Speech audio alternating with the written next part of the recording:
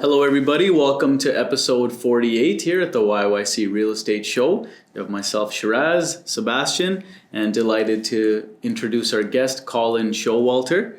Oh. Thanks for being on today, Colin. No problem. I appreciate having me. Yeah, we'll be excited to get to know all about Colin and Phase 1 Design and also Bliss Home Designs. Yeah. So we'll get to know all about him. But first and foremost, let's give you all your weekly real estate update.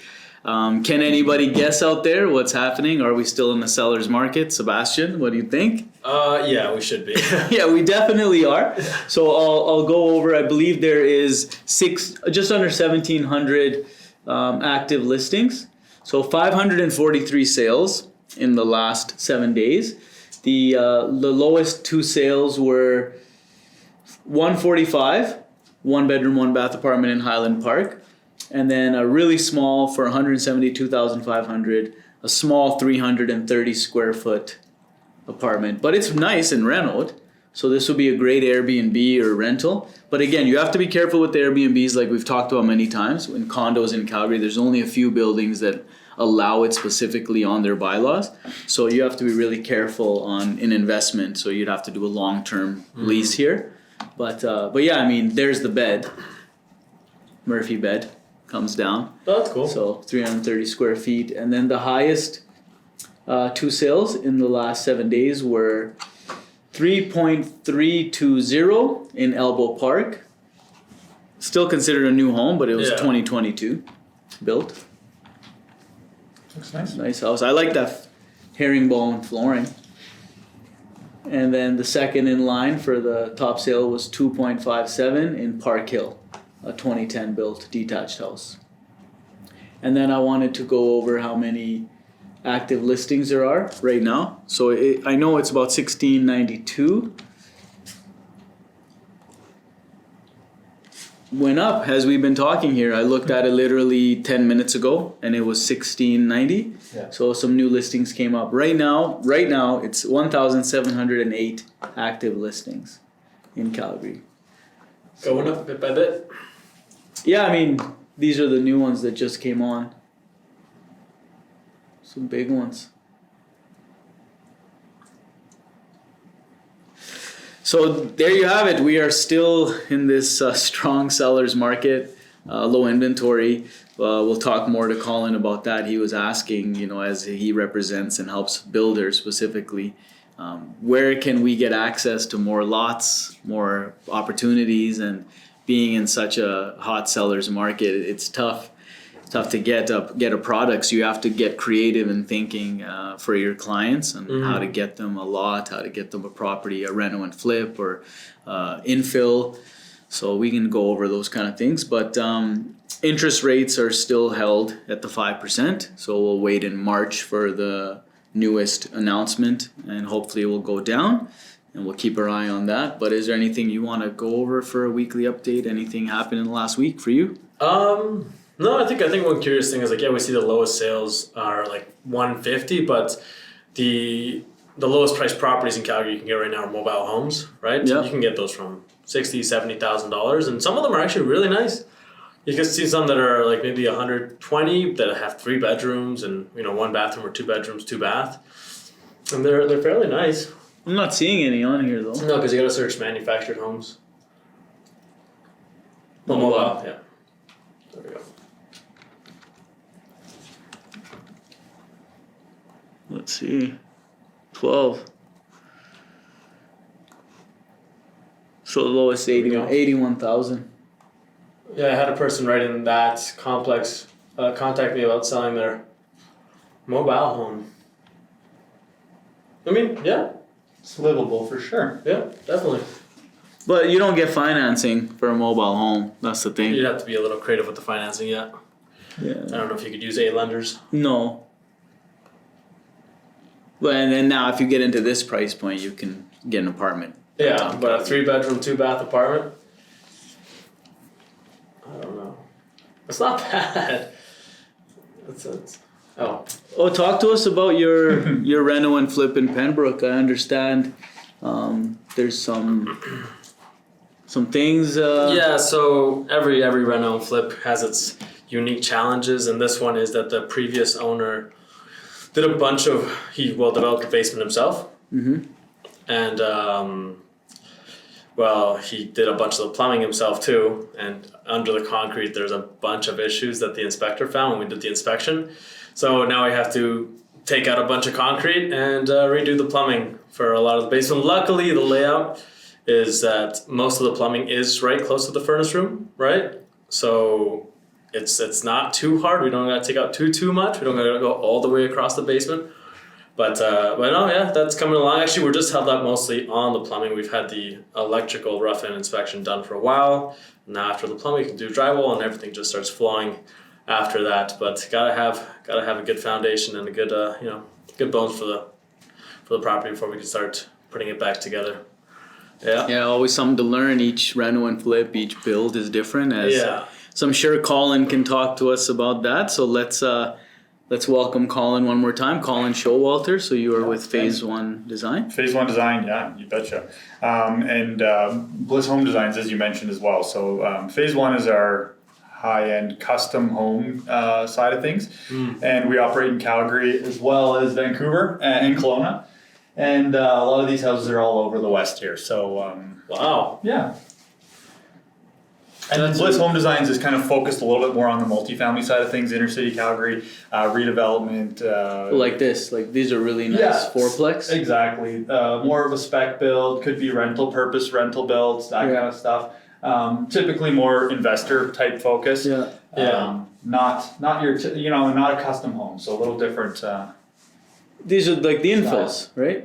Infills, yeah. So like kind of the goal is, you can see, I think at the top it had the tagline there, it's affordable luxury. The goal is that we kind of use our talented Phase One design team to do something unique and creative for the inner city and to give a new spin to that. I hear so much from many builders of, we've seen that same thing, every house, every block has the same house, and this and that. So the cookie cutter, Yeah, so the goal is to do something that is like buildable, repeatable, cost-effective, predictable, but unique and attractive. So, because a buyer for that product, I mean, they want to be able to say, I built this. This is my custom home. They don't want it to be just like the one down the street, right? So, but even for the builders that are doing these for spec build and investments, they're getting to the point where it's like, hey, there's 3 of the same floor plan in the same neighborhood for sale at the same time. Obviously not too much right now, but then you're like pricing commodities, right? Because it's the same, right? And so, the goal is to having something unique, but not having to take the time and the effort of custom as far as, you're not going to live there. You're doing this for an investment purpose. So a little different approach to the design.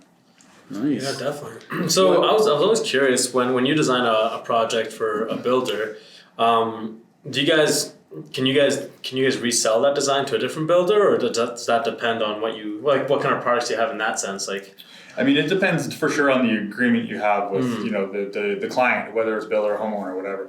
But I mean, on the Phase One side of things, that's custom one-off. Like those are clients are paying thousands of dollars for their custom dream home design. A lot of times people don't even want to share their ideas again. They don't even want you to show someone their plans. This was like their dream for 20 years, right? On the Bliss side, that's kind of how that business model works, is that you spend time to create one plan, and then it has to be replicated a certain amount of times to split that cost. Basically is how that business model would work.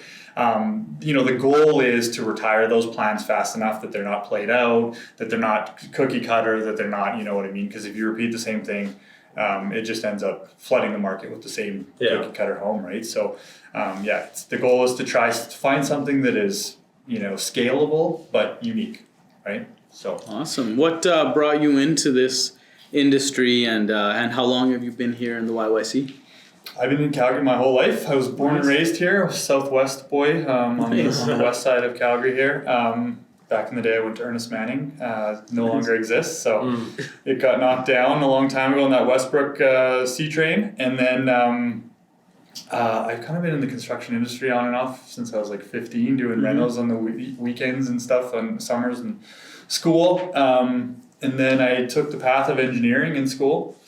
and sat for like 6 months in an engineering firm at a desk like this all day and Yeah. realized that wasn't my personality. Yeah. So I ended up switching jobs then and went to a construction product supplier in sort of their product testing with engineering requirement, and just started picking up the phone and becoming a sales guy basically for construction products. And and that was almost 18 years with the same company. And as it grew, they bought an architectural firm, and I kind of moved to that side of the division of the company and started dealing with clients face to face on architecture and design and all that kind of stuff. So, I mean, really all that experience has helped me through it. The engineering has some background that's going to understand construction methodologies and whatever. And, even being on the product supply side. So kind of understand a few sides of the industry.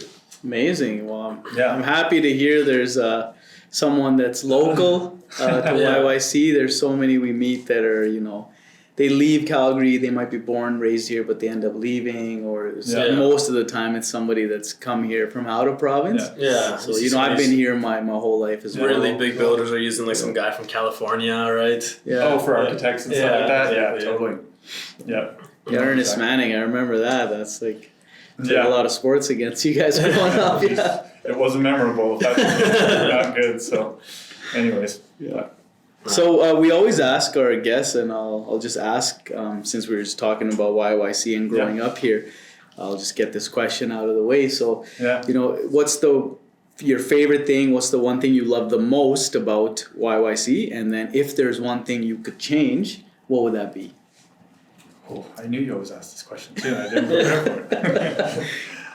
You know what? Like, I love like the general culture of Calgary in general. Like the entrepreneurial spirit, the like just roll your sleeves up, get it done, figure it out. We're not relying on anyone else to help us. We just want them to get out of our way. It's just kind of like the attitude of the Calgary spirit is important, I think, to me overall.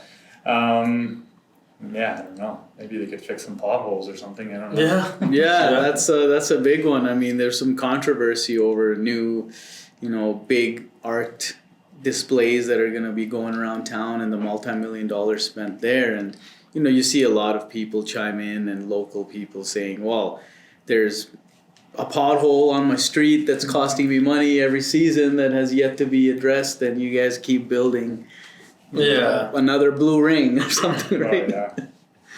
So I agree with that one. There's a lot of attention that's I think is needed on our roadways for sure. But it is nice to have Stoney completed finally, right? I think as a city, I wish we did a little better job of encouraging tourism to Calgary. I think there's a lot of like, come see Banff, come see this. I think Calgary has a lot of cool things to offer too, and if we can keep people wanting to be in Calgary before they go to Banff would be pretty sweet. I think we don't do a great job of that. I think we do have finally that new event center coming. That's gonna help a lot. Yeah, we shouldn't be losing most of the big artists that come into town and they go to Edmonton, right? Yeah. And then also the Flames, I hope finally they're going to be getting that new stadium and everything. So it's been in the works for 10 years now? Yeah, it's been talked about for a long time. So with that and the new event center, I hope that we'll start to have more arts reason and to come to the culture, city, and more events, right? Yeah, So, but even you end up with like a more diverse restaurant selection and hotel choices. It all kind of turns to each other. So anyway, I think that's something I think they could improve on. Awesome. Thanks for sharing. So, I want to get back more to like this and how long you guys have been doing phase one design, like how long and how many people are involved there. What's your team look like there? Yeah. And where are you positioned in your team? Because, we'd like to share, and we will at the bottom of the video, like how everyone can reach out to you. Cool. Appreciate but that. tell us more about where you sit in phase one, when phase one started, how big the team is. Yeah. So phase one has been around since 2006, 2007, I think, something like that. 17 years we just crossed. So, and done, what did it say there? A couple hundred. Yeah, it said 109. I think that was just on the intercity Calgary stuff. But, we operate in Vancouver, Calgary, and the Okanagan area. Yeah, 109. Projects right now, like even Fernie and all throughout the West, basically. Our team operates basically through Calgary and Edmonton, and we have, you know, a handful of architectural technologists on staff and different project management and that sort of stuff to kind of run our projects through. Yeah, my role is business development for phase one, which is kind of just growing the business.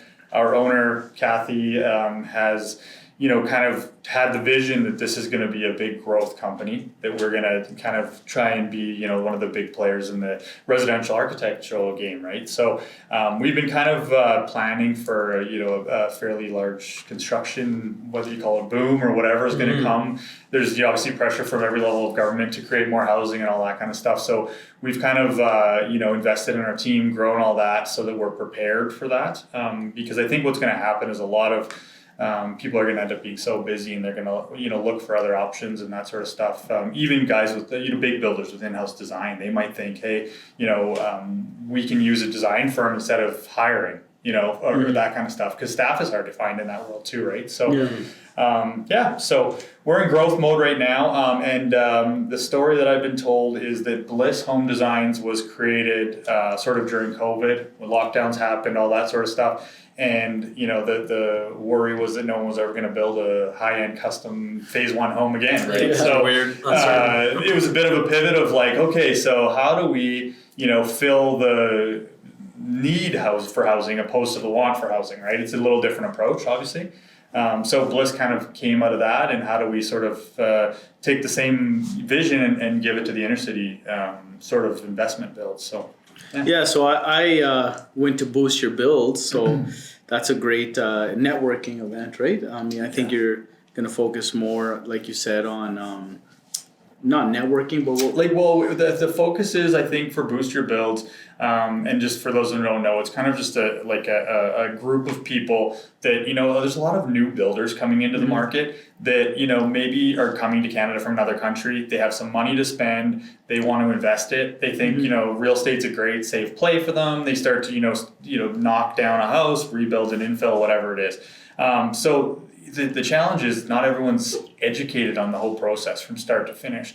And we felt like that was a bit of a gap in the industry in general, from some of the guys. So we wanted to try and find a way to elevate the industry of inner city Calgary. And so we kind of brought a team together, you know, of a couple of real estate people, some finance people, design professionals, that kind of stuff, and rezoning partners, that kind of thing. And so it sort of ends up being like a one-stop shop. If a builder says, hey, I have a piece of land, but I need a design and I need the financing, then we can say, okay, take to these two guys and that kind of stuff. So it was really set up to be like a network support system for builders, really. More so from an educational point of view, right? We want to make sure these people are doing things correctly, that, you know, that again, they're building a product that's going to sell once it's finished, that it's, you know, so that the real estate guys are not having to deal with, why isn't it selling, right? So that's kind of the goal of Boost Your Builds. We're focused on the educational side of it. So educating people on what does this process look like? How long does the rezones take? How long does permitting take? You know, what do you have to do to get your home demoed? You know, these kind of things. And so that's kind of what we've done. So the next event's going to be a webinar type format. Oh, nice. And we'll likely do like the big networking in face-to-face event maybe once or twice a year, but try and do the educational seminars quarterly or monthly or whatever. So that's nice. What the goal is looking like right now. Yeah. No, it was a really good event when I went, and that's how I met Colin and everything. So excited to see what you guys come up with. These are some great designs you have on here. I pulled this one up. Yeah, this one specifically. That's incredible. Yeah. And where was this one designed for? Like what looks like California to me. It's in Vancouver, I believe. It's in Vancouver. This is a little bit older project, so I think this is before my time with the company, but I'm pretty sure it's in one of our Vancouver projects. I think actually that one could be mistaken, but it's on the south side of Vancouver, on the coast, basically, somewhere in there. So nice. Anyway, this one's in Vancouver as well, I believe. So, yeah, there's a lot of. Yeah, we've got the opportunity to do some really cool stuff over the years for sure, and you know, work with some of the, you know, best builders in both Calgary and Vancouver, which has been really nice. And understanding how their processes worked and develop our own to sort of accommodate them and support them better. So do you get into a lot of like I'm sure builders want to take this design here and change things around. I don't want 4 bedrooms up, I want 3. Yeah. Can you remove a few walls, right? So do you get a lot of that, or? Yeah, I mean, on the phase one side, it's custom, right? So typically this is homeowner driven. Mm-hmm. And they may or may not come to us with a builder for the custom side, right? And so typically that is like, you know, whatever's in your mind, it ends up on paper, and we, you know, start from scratch. On the phase one side, that's basically exactly how that process works. Is it's like, okay, I have a lot that is 50 by 120 and it's zoned RC2. Yeah. Guys are going to call me, or builder, girls, whatever, and they're going to say, hey, Colin, what can I build on this lot that I just bought? Or before I buy it, right? Hey, I've got a deposit on it before I waive conditions. What can I build on it? So then I'll say, hey, look, as it currently sits, you can build a duplex with 2 suites underneath, yada, yada. But if you decided to go down a path of rezoning, you might be able to redensify this based on the location of the property. Now you can put a 4-plex with 4 suites in it, get 8 units there. Yeah. Now your investment looks a little different, right? Mm-hmm. So kind of this is always going to be evolving a little bit depending on the lot, depending on the density and all that kind of stuff. So when you talk about like adjusting, hey, I want 3 bedrooms, 2 bedrooms, like that's exactly how these are kind of designed. You know, if it's a 4-plex, it's designed in like a pod where it's plug and play. Here's a 2-bedroom option, here's a 3-bedroom option, here's a 2-bedroom plus den option, but the pod's still the same. So it's a quick and easy change, right? And so that's what makes it cost effective for a builder, is the fact that you can make these changes without affecting structure, without affecting any of your permitting, because you know that it's already been through permitting with this structure on that size lot, right, in Calgary. So it removes a level of uncertainty for an investor, right? Yeah. Yeah. Awesome. So that's the goal. Appreciate that. Yeah. I was gonna ask about that. I mean, like common, and what I'm seeing now is a lot in Capitol Hill and Montgomery and Bowness. Like you're seeing these big corner lots, and they're able to do a big 4-plex, and some of them have a suite, a legal suite. So you answered it already, that like you guys are doing that as well, where if it's allowed, you also give it 8 legal units, right? Yeah, exactly. I mean, it depends a lot. It depends on the zoning. It depends on the neighborhood, all those kind of factors. But I mean, understanding that from an investment point of view, understanding what you're going to be able to do there, so you can plug the calculations in to figure out how much your return is going to be, is going to be super important. I gave an example the other day on a webinar we were doing. I was meeting with a property manager last week, and because they're wanting to kind of get involved, because there's a lot of builders that are holding these with the CMHC MLI Select financing stuff. Yeah. And so now they're needing property managers. There's a big demand, right? Because they're holding these for rentals. So anyway, these property manager, we kind of went through some comparisons in Killarney, for example, right? We said, okay, what is the rental rate for a 2-bedroom in Killarney? What is the rental rate for a 3-bedroom in Killarney? And surprisingly, rental for a 2-bedroom got $450 more than a 3-bedroom did. So, and what it is because people in Killarney are typically, it's a little higher upscale demographic, potentially closer to downtown. Yeah. They value bigger bedrooms over more bedrooms, depending on who's going to live there, right? And we did the same comparison in Bowness, and it was $150 more for the 3-bedroom than the 2-bedroom. So, just depending on the neighborhood, what the rent values was different based on that. So it's about doing your research, right, before you get into these investments, and understanding what, is going to work. So definitely. And my curiosity is with timeframes, with a project. Once you get a lot, what's the time frame people could expect for 4 townhouses on, let's say, a corner lot? Like a pre-designed kind of thing, yeah. So our brand commitment is that we can have a builder in for a development permit in 2 weeks. Yeah. And then that process, depending if most of these are going to be discretionary on the 4-plex townhouse stuff, but that timeline's kind of 30 to 90 days for DP, and then you can be in demo and be a building permit shortly after that. So, so it really kind of depends on the DP process with the city, but our brand promises we can have a builder in within 2 weeks of them giving us their survey and their title. Okay. The property. Yeah. Oh, that's fast. Yeah, that's the goal. Amazing. So, yeah, it's about velocity, right? And we talked about it before we pressed record here, but in it feels like in the inner city construction industry, like we're pushing velocity on design, and the builders are pushing velocity on building, right? And it's like the big bottleneck is land supply, right? You know, and so we went over it. I mean, when we were talking before we hit record, I was just pulling it up just to get a grasp of the weekly update, and it was not 1708 active listings, it was like 1692, and in a matter of minutes, you're seeing new listings come on, but in those same matter of minutes there was transactions as well. So the average for last year, it was 75 per day is how many transactions there were, and the analysts say, and Krebs forecast has stated that we're on pace to beat last year by a little bit. So maybe that's 80, 85 per day. So that's a lot of daily transactions, because it's not in a 24-hour period. I mean, that's probably like a 9 a.m. to 9 p.m., right? So in 12 hours to have that much transactions, that's quite a bit of action. So these lots are there. You just have to be ready, and your client, a builder, an investor, they have to be ready to go like unconditional, maybe more than maybe the asking price, right? Because what were lots before? I mean, you get a lot for 450, 500, and now people are paying 725 for a lot, right? Yeah, maybe more in certain neighborhoods. Yeah. All-to-door, those kind of areas, you're paying 850 now, right? Yeah, exactly. So anyway, it's be nice to figure out how to solve that bottleneck and get a little more inventory on the market. Yeah, I agree. I mean, I feel like one thing that maybe would help it would be the big rezoning for Calgary. All the RCG lots that are going to be, I mean, what was it, 65% of Calgary is going to be rezoned for RCG? So that should help. Yeah, it will be very interesting to see how that all plays out. I mean, it's kind of like your choice as the city of Calgary right now is to like anger some inner city single family neighborhoods, or to have the federal government tear up a check in front of the whole city. So, I feel like that's kind of the choices they're making, and that seems a little challenging. Yeah, it always is going to be challenging, because this is real estate, so you're dealing with people's homes, right? Yeah. This is not just a commodity.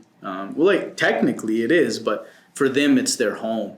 And again, these lots that builders want, they're in mature neighborhoods, and most areas. Yeah, and most times somebody has been there for years and years, decades, right? It's either handed down, they don't need to hit the market, they sell them privately. It's tough. A lot of times you see those go into estate sales, right? Somebody bought it in the 60s, 70s and enjoyed their time there and their lives there, and now it's an estate sale, a little, nice little bungalow on a big 50 by 120.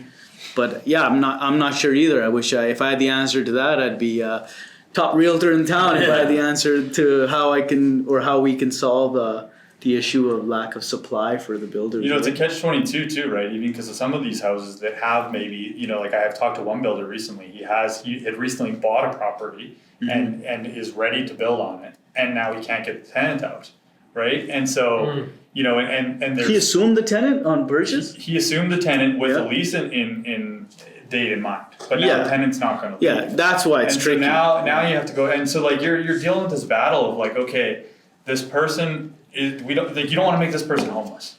They won't leave, right? And so it's like, well, you're taking one unit that is 800 square feet, old school bungalow, and turning it into 2 or to 4 even 1,300 square foot fourplexes, right? That are brand new. So you are truly creating more housing supply, right? But you're also forcing someone, because they don't have anywhere else to go. That place could be free and clear to them, right? And now you gotta, or they're in a low renter or whatever. So yeah, they've been grandfathered in, been there 10 years, paying $600 a month or something, right? Yeah. And now they're finding out that rentals are like $1,500-1,600 for the same place. So yeah, exactly. Yeah. So.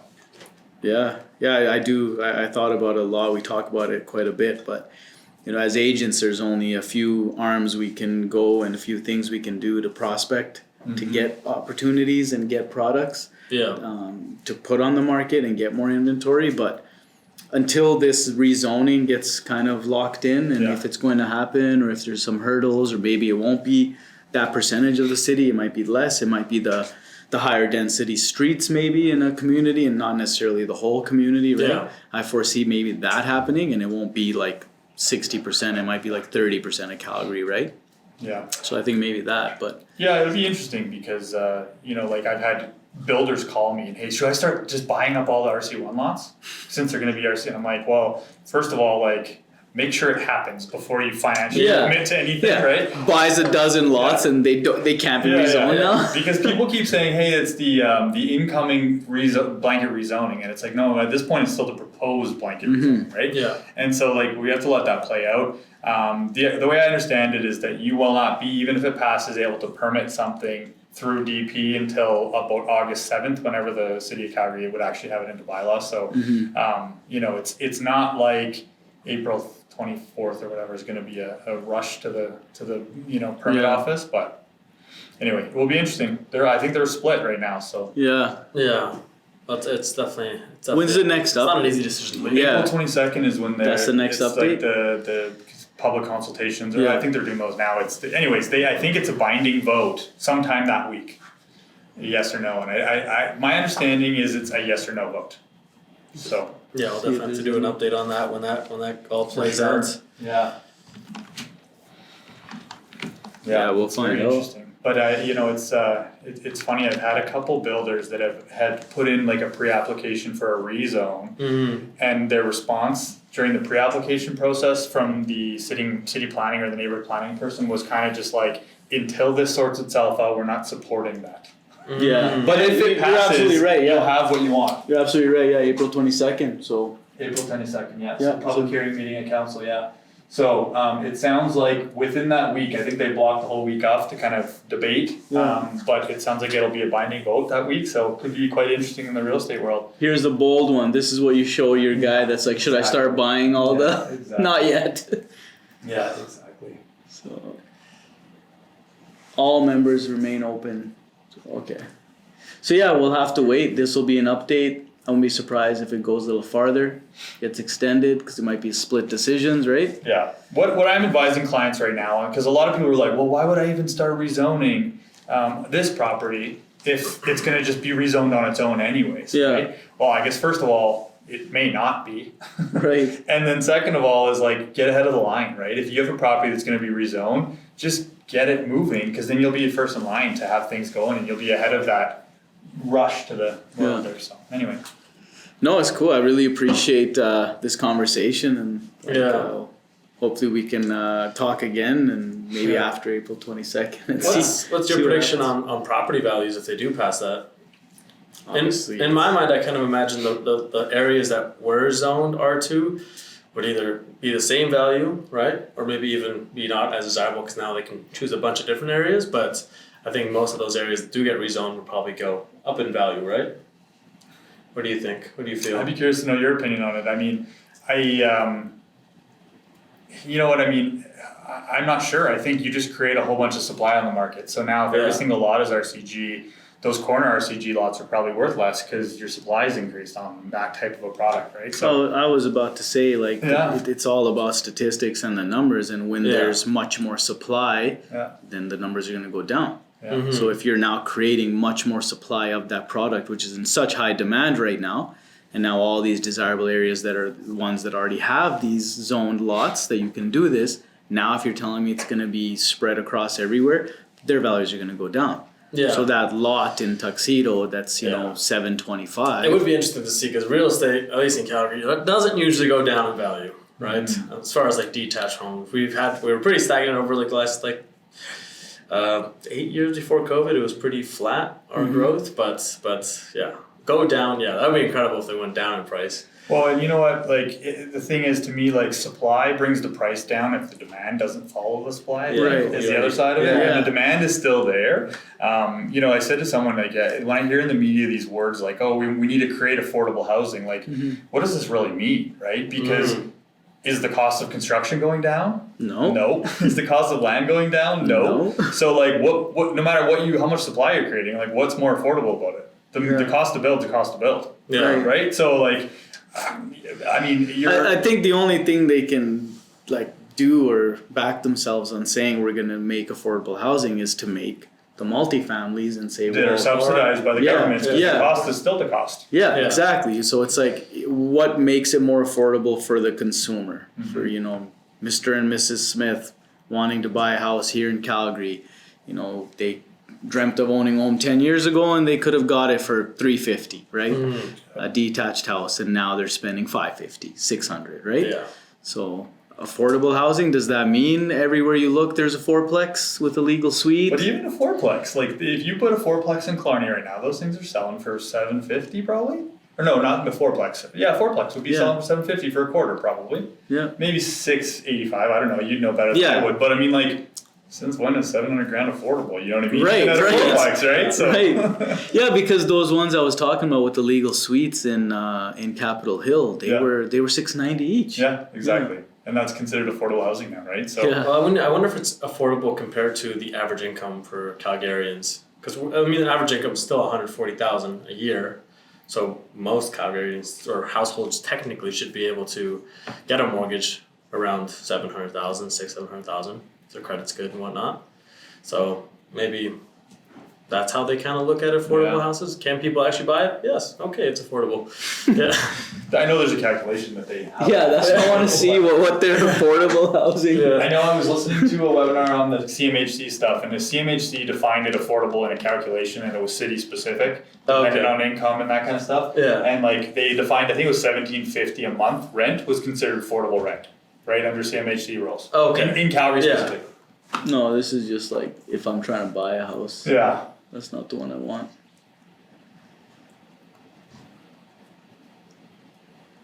So if you want $500,000 Oh, house, look at that. you Under a stress test, $136K a year. yeah. That would be affordable. Okay. Never mind. Not so affordable. Yeah, anyway, but that's the thing. So they're throwing in like housing supply and housing affordability kind of interchangeably, and I mean I'm not sure that those are the same thing.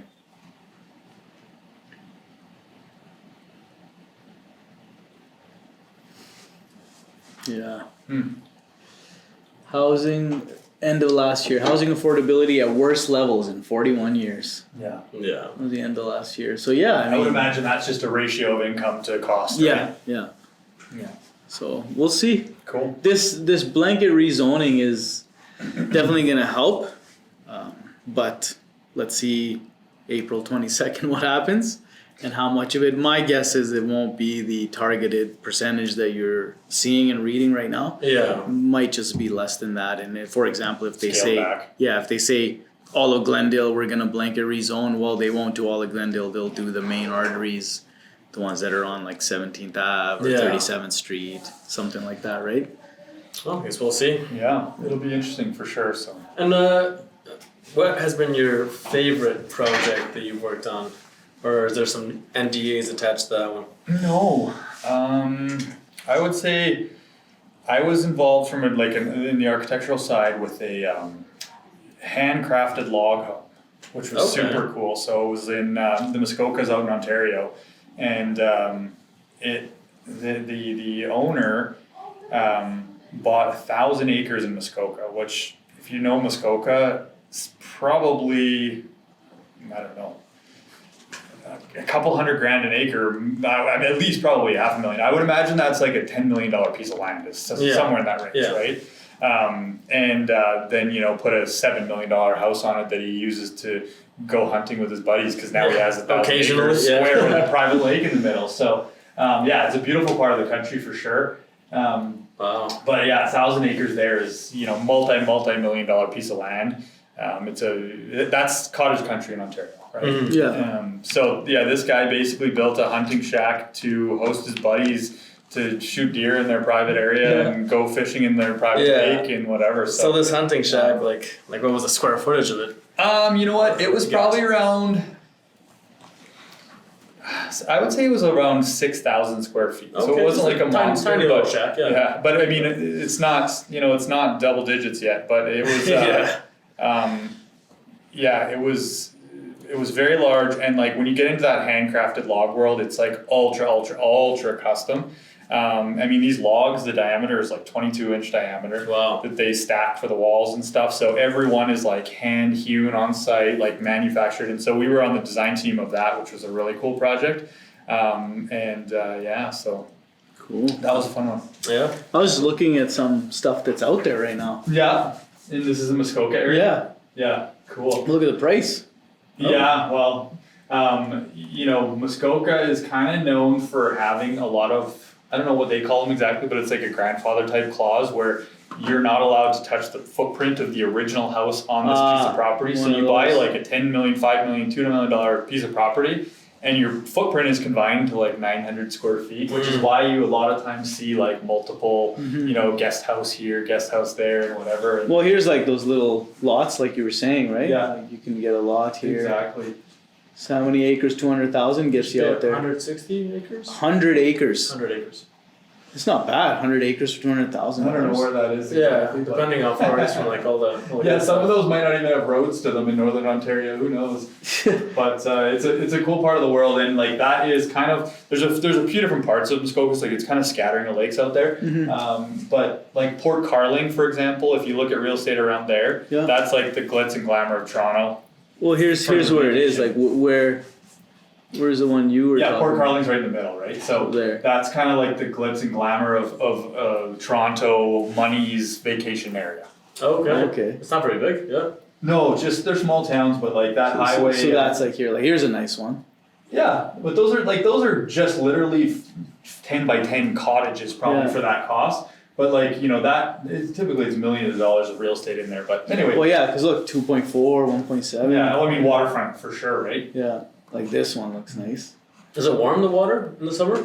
Or is it? I've never been in the lakes out there. I've just You can- done work out there. Yeah. This one needs some work. Look at the flooring. Yeah, oh yeah. What is this one? Look at the roof. 1.7 million for a knockdown. So that's what land's worth, right, on the waterfront? Yeah. Yeah, I mean, it's just outdated, right? But Are you kidding me? That's great. Yeah, livable. Perfect. Anyway, so Yeah. typically those are grandfathered out there where you like, can't change the house footprint. So what Yeah. happens? People will build extra stories or get around it. However, right, but, yeah. it's a cool part of the country for Sweet. cottage Yeah. country vacation. So that was like the Yeah. most memorable one you did there. Yeah, I think I've been some cool places with the design over the years. I had a couple projects in Cape Breton, Nova Scotia over the years, which were pretty fun. Like just getting to be a part of something in a totally different Yeah. world. New Brunswick, Vancouver Island. Yeah, there's been a cool places we've done. Rural builds like that are really cool because you know. On the side of a cliff looking over a lake you've never been to, you know, Yeah. and so even just like going there to see the property with the client and stuff, it's you know, there's some cool spots around the country bet. for sure. You should be documenting those stuff. Yeah, I Yeah. know. Now you will, right? I was Going lucky forward? for a while because I traveled for work a bunch Yeah. to go to these places, and Yeah. then it was like the timing was my wife was on mat leave, so I was like, Yeah. kids free to fly, wife's on mat leave. I'm like, hey, let's go, and they would just come Nice. with me all these cool Nice. places. That's amazing. Yeah, it was a blast for a couple of years. So yeah, now they all got their own way. Yeah. Yeah, I got a 6 and a 2-year-old. Yeah, how many kids you have? Two? as well, yeah, 6 and Nice. 4. So Almost, Yeah, bro. it's gonna Almost be- right there. Yeah. That's awesome. yes, the older one had a zoo day yesterday, so I guess the Calgary Zoo's got the polar bears now. Are pretty Yeah, they have Ooh. polar bears. Last time I took my family there, they were renovating and creating it. We walked by and they had all the signs. So we haven't Yeah. gone there and actually seen them yet, but Yeah. thanks for the reminder. So Yeah. they're there now. Everything's all set up. The story I heard was that some guy in Calgary that is a well-known like philanthropist just said, I think the Calgary Zoo should have polar bears, and just threw some money at it, and then they did, you know. That's awesome. I That want to was a see nice- some polar That was, a bears. nice, that was the story I heard, but it was Yeah, a yeah. nice donation Yeah. from a local philanthropist that you Yeah. know is well Yeah. in the city. That's there, so. awesome. That's awesome. I should take Anyway. the kids to go see the penguin walking one. I've Yeah. seen that, yeah, the penguin walk. Yeah. They do it daily. Yeah. Let the penguins just go. Not that I have kids, but Why'd you say that then? I don't know. This youngins, huh? Yeah. Hilarious. So how can everyone reach out to you? Like, do you have social media handle you want to share? Like, we'll share everything on the descriptions like we always do. Yeah. But for those listening, how can people reach out to you? Yeah, I think the best, my email address is just colin@phase1design.ca is probably the best. I have the social and stuff too, but it's, you know, they can find me if they need to. Sure. No, we'll tag them. I mean, we'll tag sounds everything. good. So Phase One Design or Bliss Home Designs on the website, and that's our group there. So, yeah, Yeah, awesome. appreciate it. Thank you for coming on. no problem. Yeah, thank you very much. It was really nice to get to know you and learn Yeah. all about Phase One and Bliss. So I was saying to Shiraz before we got here, I just think it's the industry in general in times is stale and the old guard and stuff. So I think Yeah. doing things like podcasts and new things like this, I think is just awesome to introduce some kind of new ideas to the industry. And I think it was awesome. I was really appreciative of you guys having me. So no, of course. Appreciate having you on, and look forward to part 2. Yeah, sounds good. We'll have a conversation after the rezone. Yeah, after April 22nd. Yeah. Yeah, Potential. yeah, potential. See you all next week.